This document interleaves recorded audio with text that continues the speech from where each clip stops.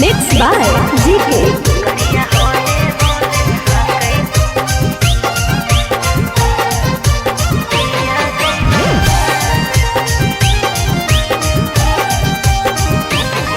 अगे बोलन गे छौड़ी भतार करो हो कवन काम नैहर में अब बैठ के तू करो ही आराम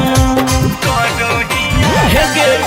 अगे बोलन गे छौड़ी भतार करो कवन काम नैहर में अब बैठ के तू करो ही आराम गमछा झाड़ के चले ताला गमछा झाड़ के चले ताला गलिया होले होले हाकै हमर पिया ड्राइवर गलिया होले होले हाकै हमर पिया ड्राइवर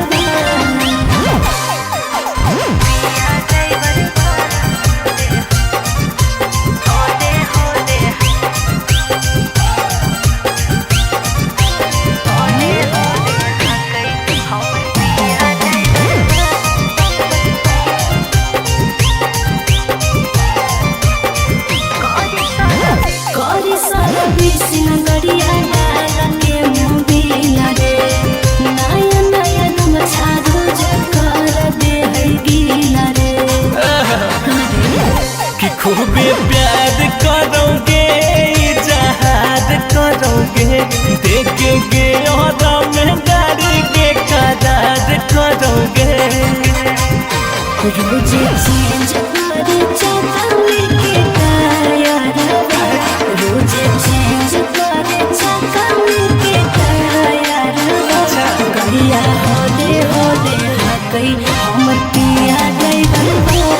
गलिया होले होले हाकै हमर पिया ड्राइवर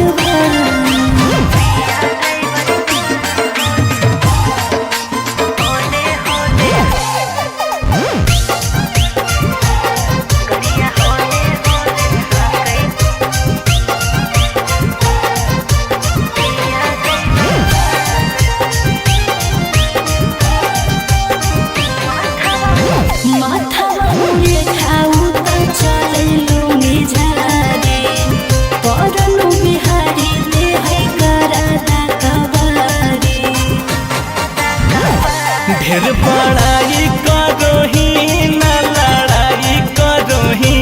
लागे गौरव से तो लाभ के पढ़ाई करो ही ओकरा देखी के जादू है हमर भरवा ओकरा देखी के जादू है हमर भरवा गलिया होले होले हाकै हमर